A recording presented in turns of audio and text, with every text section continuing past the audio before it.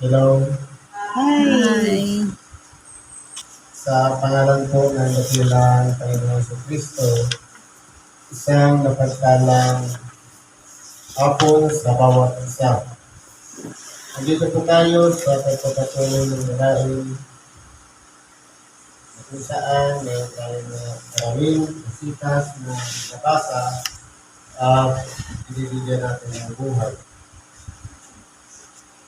Ang una pong aralin ay po sa unang sulat ni Apostol Pablo kay Timoteo. Sa Kapitulo 2, versikulo 1 hanggang 8. Sabi po ganito, una-una ngayon na sa lahat ng mga bagay ay iniaaral ko ng manaing, manalangin, panagitan at nagpasalamat na patungkol sa lahat ng mga tao. Ngayon po, ito po ay sinulat ni Apostol Pablo kay Timoteo, hindi lang para sa sarili niya. Kundi, kung ito po ay nababasa natin, kasama na rin tayo doon sa sinusulatan niya. Na ang kanyang iniaaral, una sa lahat ng mga bagay, ay kinakailangan natin manahin. Sabi sa equal mag-adranan. Kasi po, ang pagdaing is ito po yung inilalabas natin yung mga saloobin natin sa Diyos sa pamamagitan ng mga panalangin o pagsamo at para talagang pinakausap natin ang Diyos. Ang pagdaing ay isang bagay na yung mga nais natin na hindi natin masambit-sambit sa harapan ng mga tao. Pero sa Diyos, open natin masasabi. Sabi pa dito, manalangin. Ang manalangin kasi, may kasama na yung pagpupuri, pagpasalamat, at ganoon din yung panhingi ng gabay. Halos magkaiba po yan. Kasi po ang pagdaing, ito yung mga kinakaharap natin mga problema, kinakaharap natin mga pagsubok. Pero sa pananalangin, halos pagpupuri at pagpapasalamat na. Kaya magkaiba po sila. Ano po? Mamagitan na sa nakakakilala na sa Diyos at kung ang mga tao na nakapaligid sa atin hindi pa namumulat sa katotohanan, hindi pa nakikilala ng Diyos, tayo po ay kinakailangan mamagitan, mag-meet. At sa ganon, tayo yung magpapakilala sa Diyos para sa kanila. At sabi pa, magpasalamat. Ito naman pong pagpapasalamat. Minsan, sa buhay natin, ito yung palagi natin nakakaligtaan. Pinupuri natin ng Diyos, sinasamba, niluluwalhati, pinarangalan natin ng kanyang pangalan, humihingi tayo ng gabay niya o kanyang pagkalinga. Pero yung mga dumaang oras na iningatan tayo, yung mga naganap na natapos na sa buhay natin, dapat kasama yun sa pinagpapasalamatan natin. Hindi puro hingi, dapat matuto rin magpasalamat. Ang mga hari at ang lahat ng nasa mataas na kalagayan upang tayo'y mabuhay na tahimik at payapa sa buong kabanalan at kahusayan. Halimbawa po, sa kalagayan natin sa lipunan, simbahan man, saan man, kasama tayo doon sa kinakailangan magsuri ng ating mga sarili upang sa ganun, maramdaman natin yung pagpapala ng Diyos, yung tahimik na pamumuhay na may kawanalan. kinakailangan tayo mismo ang unang-unang mag-practice at gumawa ng ganitong mga bagay na dapat tayo yung kinalulugdan ng Diyos.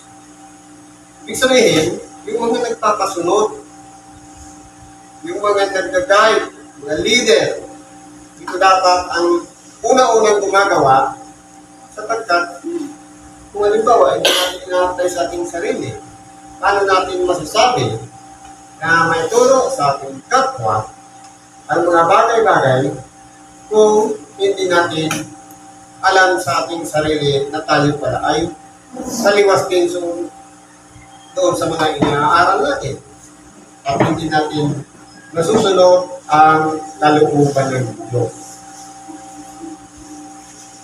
Ngayon, halimbawa, nabubuhay na tayo ng buong kabangalan ng kausayan. Sabi dito, ito'y mabuti at nakalulugod sa paningin ng Diyos. Kaya po, kinakailangan, unang-una, palagi nating titignan na ang lahat ng ating mga ginagawa ay kinalulugdan ng Diyos ang ating tagapagligtas. Hindi lang minsan, kundi kung maaari sana sa lahat ng pagkakataon, kalugdan tayo ng Diyos. Kasi po, kung halimbawa, seasonal lang, kapag may simba lang, parang pilit pa na ginagawa natin maging matuwid sa harapan ng tao, kulang po yun. Sabi nga dito, mabuti at nakalulugod. Kaya yung aral niya po sa Pablo, first and foremost, una sa lahat ng mga bagay. Kaya, nasa atin po, titingnan natin ang ating sarili kung kasama mo tayo sa mga taong iniaralan niya o natuto na ng mga aral na sinasabi ni Apostol Pablo. Kaya po kung titingnan natin dito, yung salitang kalugdan, kung kinalugdan, napakasarap pakinggan niyan, lalong-lalo na mararamdaman natin sa ating sarili. Kasi po, ang presensya ng Diyos sa ating buhay, hindi siya malayo. Parang malapit lang. Kasi po, nararamdaman natin na palagi siyang nandiyan. Sa oras ng panalangin, pansinin natin. Ibaga dumaan yung alas kinakatakutan ng lahat, yung bagyo. Pero yung dinaanan, unexpected. Kumbaga mula sa isip nila na doon dala ng bagyo kasi kung tingnan mo ang bagyo palaging pataas. Pero, dahil sa katularihan ng Diyos at sa pagsamot dalangin ng mga tao na pinakinggan ng kanilang dalangin, kaya naramdaman natin na kinalugdan tayo ng Diyos. Kumbaga, iniwas niya yung mga bagay-bagay na dapat tayo yung magtatamasa o dadanas na basta sakripisyo, lalong-lalo na yung hinahampas yung bahay natin ng malagas na bagyo. Pero dahil napakabisa ng pananalangin ng ginagawa natin, hindi ko malayo ang Diyos upang ang ating mga panalangin ay hindi na tinutupol. Kaya po inilayok tayo sa kapahamagan. Ganyan po yan. Sabi dito, na siyang may ibig na ang lahat ng mga tao ay mga ligtas at mga kaalam ng katotohanan. Kaya po, kung inilalagay palagi natin sa isip natin yung taba, yung tako, yung pagkabalisa, at hindi natin sinusurrender sa Diyos ang lahat ng ating mga kaibigan, mga pagsamo, magiging useless po ang kalagayan natin. Kasi po, dapat yung pananampalataya natin matatag. Halimbawa, inaasahan na pinili tayo at babayin din yung dapat positive yung isipan natin na kumbaga, yung pinanampalatayahan mo na hindi kadadaanan ng bagyo, mangyayari. Dapat ganun po. Maging matatag. Kasi po, ang mangyari niyan, halimbaga yung aasahan mo, yung balita sa radio, TV, o sa YouTube, o yung pananampalataya. papabayaan sa Diyos na hindi mangyayari. Malakas ang ating pananalig. Sabi nga, ang pananalig kasi ay isang bagay na inaasahan mo, yun ang mangyayari. Kaya hindi tingnan po natin dito. Sabi nga, ang pananampalataya ay ang paniniwala at pagtitiwala sa mga bagay na hindi nakikita. Totoo, may takot tayo. Dahil alam natin ng bakit palaging nananalasa. Pero sa oras na pag pinakita natin sa Diyos ang ating katapatan na hinigiling natin, na ingatan tayo, gagawin po ng Diyos mas hindi po siya malayo sa atin. Sabi dito, ulitin natin, na siya may ibig na ang lahat ng mga tao'y mga ligtas. Kaya niligtas tayo sa kapahamakan. Ano pa po yung inaasahan natin kaligtasan? Walang iba yung buhay natin na mapahamak. Lalong-lalo na ang nag-iisa natin kaluluwa. Kaya po, pinakamamahal tayo ng Diyos. Kaya kinakailangan natin parang alamin at kinakailangan natin maramdaman ang presensya ng Diyos sa ating buhay. Sabi po dito, ang mga kaalaw ng katotohanan. Ito po yung katotohanan. Ang Diyos, hindi siya nagpapalik ng ligon. Kapag napahalagahan niya ang isang tao, pinakikinggan niya ang kanyang dalangin. Kumbaga, isipin mo na lang, magkaisa ng nabikulaan mo dalangin para hindi ka mapinsala.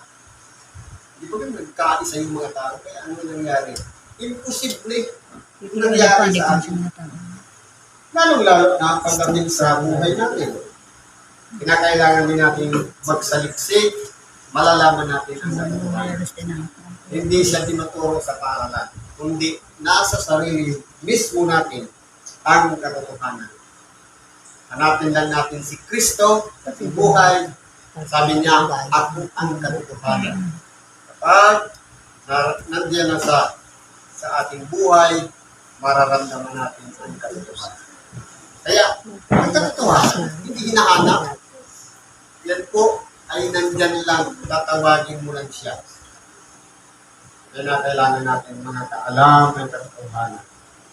Sapagkat may isang Diyos at may isang tagapamagitan sa Diyos at sa mga tao. Ang taong si Kristo Jesus. Ito po, kumbaga, yung Diyos na sa taas, yung tao, mayroong mediator o tagapamagitan. Pero bakit ang sabi dito, ang taong si Kristo Jesus? Kasi po, sinuko sa dito sa ibabaw ng sanlibutan, sabi nga, at pagpasok niya sa sanlibutan, isang katawan ang sa akin ay inihanda ko. Ito na yung isi-celebrate natin ngayong October. Na pinaglaanan ng Diyos ng isang katawan upang mabuhay ang ating dakilang Panginoon. Maranasan niya ang karanasan ng isang tao. Sa lahat ng mga nilikha, ang tao ang higit na pinakamamahal ng Diyos. At kung tinignan po natin, sinasabi, at siya'y nagkatawang tao. Ibig sabihin, lahat ng narito sa ibabaw ng sanlibutan may katawan. Yung mga tayo, mga tao, pero mas pinili niya yung mga tao. Kaya, tinatawag ang ating dakilang Panginoon na isang tao dahil iniluwal siya ng isang tao. Ipinanganak at may dugong laman na katulad ng isang tao. At nabuhay din bilang isang tao. Hindi lang siya ordinaryong tao, kundi dahil sa ilalang ng Espiritu Santo, siya po ang kinakailangan natin nag-iisang dapat asahan upang lahat ng ating mga kahilingan, lahat ng ating mga ininudulog sa panalangin, pagpapasalamat, pagdaing. Yan lahat ay makarating sa harapan ng Diyos. Idadaan palagi natin ang pangalan ng dakilang Panginoon Hesus Kristo. Siya po yung tagapamagitan. Kumbaga, siya yung wire na nagpupunit sa Diyos. Tayo yung tagahingin ng pagkalinga, sa pamamagitan ng dalangin, pagsamo, kahit sa awitin, ipupunit natin lagi sa wire. Walang iba, yun yung ating dakilang Panginoong Kristo na nabuhay bilang isang tao. Sabi po dito, bilang isang tao, ano pa yung buhay ng ating dakilang Panginoon? Na ibinigay ang kanyang sarili na pangtubos sa lahat. Ibig sabihin, hindi po siya nabuhay lang nilang isang tao na pagkatapos na ipanganak ni Virgin Maria, tapos na. Kundi, dumating sa tamang kapangahunan ng ministeryo niya at nangaraw ng Ebanghelyo, kumbaga yung mga aral na nakalista ng mga tao, itinuwid niya lahat yun. Pero ang buhay na kinabuhay niya, hindi yung buhay na ano yung nakasulat sa mga kautosan ang sinunod niya, kundi yung hula ng mga propeta na magiging buhay niya. Na ang buhay, kung titinan po natin, dinanas ng ating dakilang Panginoon yung pagbuwis niya ng buhay. Yung pag-alay niya ng kanyang sarili. Bilang bilang pangtubos. Kasi po, kumbaga, naagaw na lahat ni Satanas ang lahat ng bagay. At yung mga tao, yung paggalit ng tao, yung attitude, lahat ng mga pinaggagawa ng tao. Sabi nga, ang tao naging makasalanan. Walang natuwid, walang kahit isa. Kaya, sa salitang yan na walang matuwid, ang tao, sa madaling salita, sinasabi na lahat tayo ay nangagkakasala. Ibig sabihin, hindi lang makasalanan. Nagkasala na at nangagkakasala pa. At kahit bukas, may gagawin pang kasalanan. Kaya po, ang hangganan ng buhay ng tao na patunay na ang tao ay makasalanan, walang iba ang kamatayan. Meron na ba tayong nabalitaan na hindi namatay? Nakagis na natin. Basta pag dumating sa para-paranan, pinadaan sa aksidente, sa karamdaman, katandaan. Ibig sabihin yan, kahit gaano pa ang ating pag-iingat, pag-iiwas bilang isang tao, dahil nga sinasabi na walang matuwid, wala kahit isa. Lahat po ng tao ay daranasin ang kamatayan. Dinanas din po yan ng ating dakilang Panginoon si Kristo. Pero, ang kamatayan na dinanas niya, bilang pangtubos, para ma-reconcile, mabawit lahat ang mga tao sa piling ni Satanas dahil nagtagumpay po si Kristo. Paano siya nagtagumpay? Kung aralin mo sa mababaw na pag-aaral, parang walang kwenta. Kasi, nangaral ka ng ibang Hindu, tapos ibubuwis mo lang ang buhay mo, useless. Pero, may purpose po ang Diyos. Ang pinaka-purpose ng Diyos, ang tao, mabawi niya kay Satanas. Si Kristo ang pinaka-unang bunga ng tumanggap ng buhay na walang hanggan. Sa makatuwid, dahil sa pagtatagumpay niya na yan, tayo naman na nagtitiwala sa Kanya ay magtatagumpay din. Bagamat tayo ay mamamatay, pero merong naka-reserve na buhay na walang hanggan. Sa takdang panahon, sa pagbabalik ng ating dakilang Panginoon. Pero iba sa kalagayan ng ating dakilang Panginoon. Kasi 3 days lang. Namatay, after 3 days, nabuhay pag-ulit. Tayo, sa pagbabalik pa ng ating dakilang Panginoon.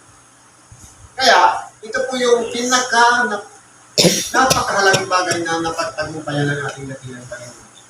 Yung mabuhay na magpuli sa mga. Kumbaga, hindi na mananaig ang kamatayan. Hindi. Lahat ng mga tao, bagamat namatay, sa takdang panahon, ay muling mabubuhay. Kaya po ang kanyang katawan, ang kanyang sarili, ay inaalan niya bilang pangtubos. Hindi ba katulad din ng aralin natin yung pagtubos? Di ba katulad sa alahas? Ang-aari mo siya, pero dahil kailangan mo ng salapi, iiwan mo siya sa kunsya, kukunin mo yung salapi. Ngayon, para pag meron ka na ng salapi, pabayaran mo na yun para maibalik sa'yo. Ibig sabihin, para naging kalagayan, ang tao nasa piling ng Diyos kung ang tao ay walang kasalanan. Pero dahil nga nagkasala, hindi kailangan ng pagtubos para makabalik sa Diyos. Ano ang pinagkakantubos? Buhay ng nag-iisang anak ng Diyos. Diba ba?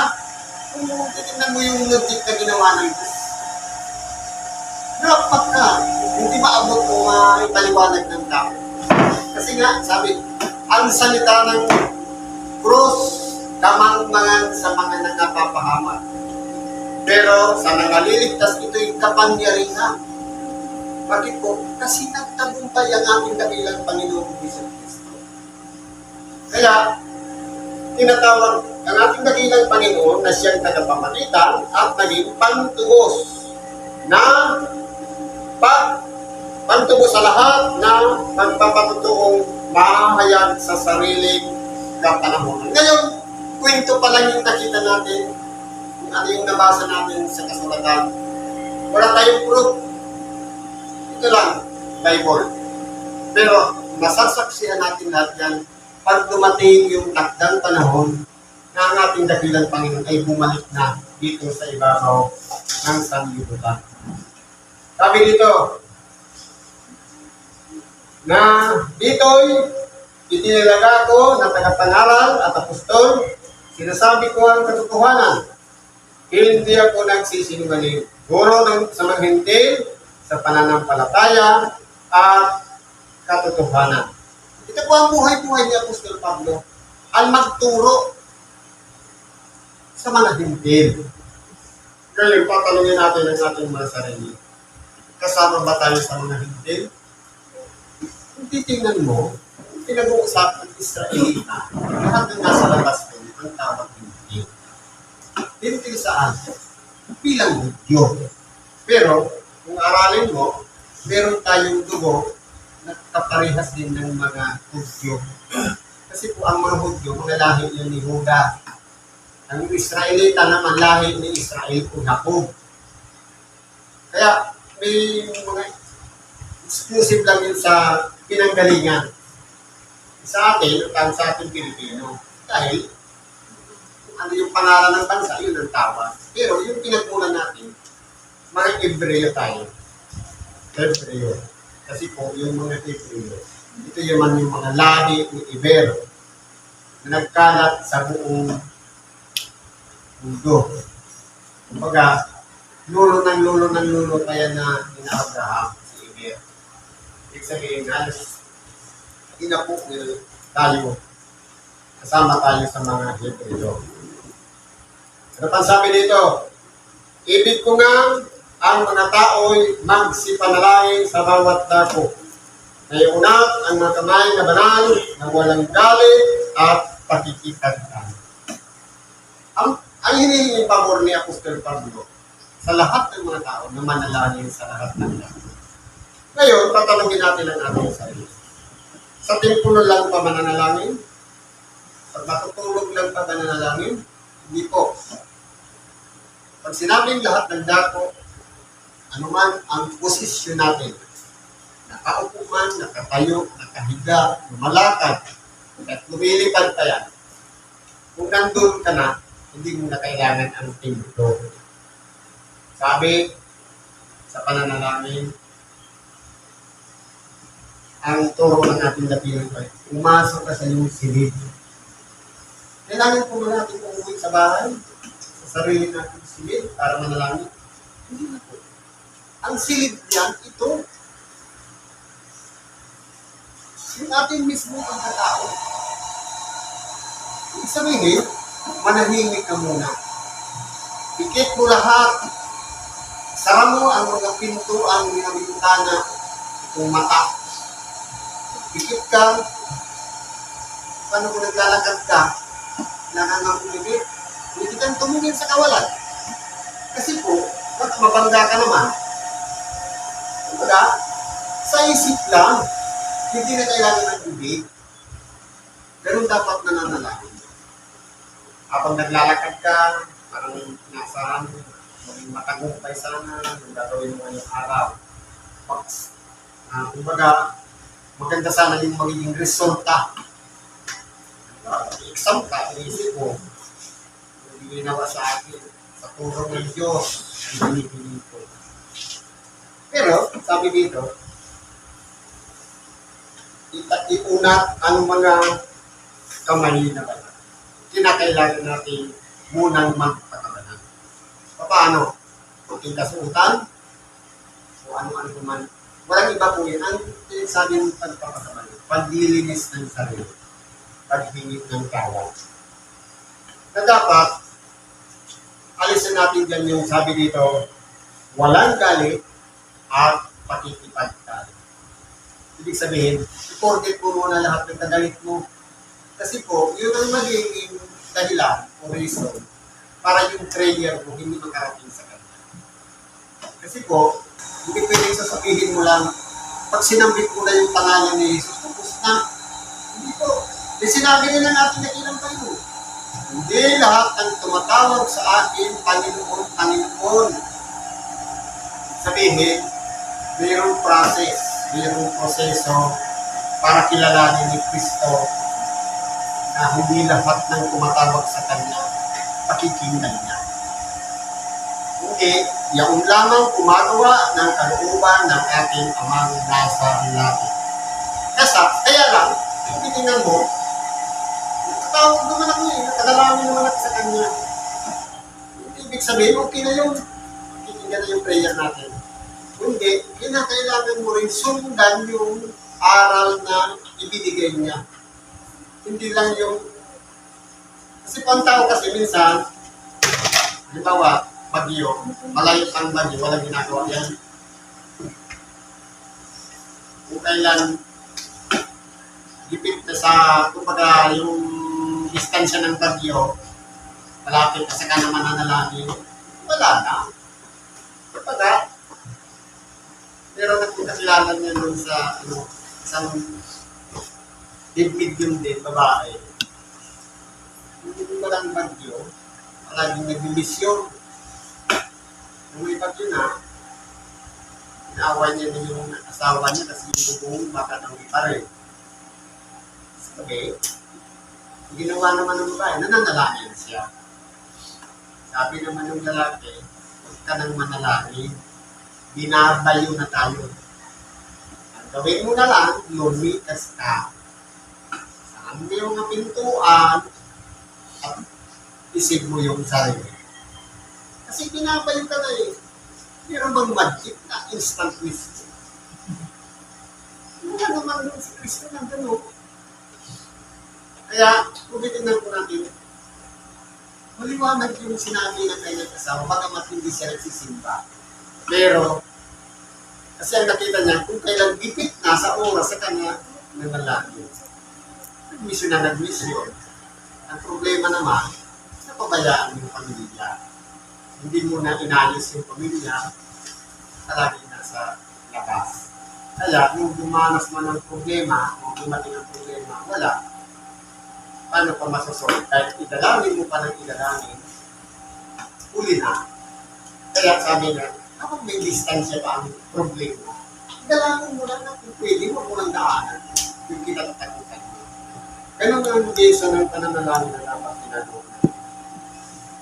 Sabi nga, dapat hindi tayo walang galit at pakikipagtalo.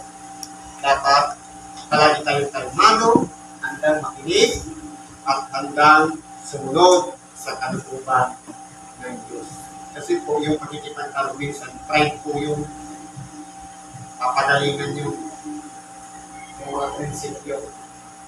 Siguro po, hanggang dito na lang, ating pakikibagi sa oras na ito. Salamat sa Diyos. Ano man ang ating mga kahilingan, karaingan, dapat natin sa Diyos, ipagkatiwala natin sa Kanya. Pagkatamboy natin, ang lahat ng ating kasagutan. Isutulan natin ang ating sarili. Magpakumbaba tayo. At ang Diyos na ang bahala upang baguhin ang ating mga puso, isipan, at sa ganun mabuhay tayo ayon sa kanyang kalooban. Salamat at magpagsalang hapon.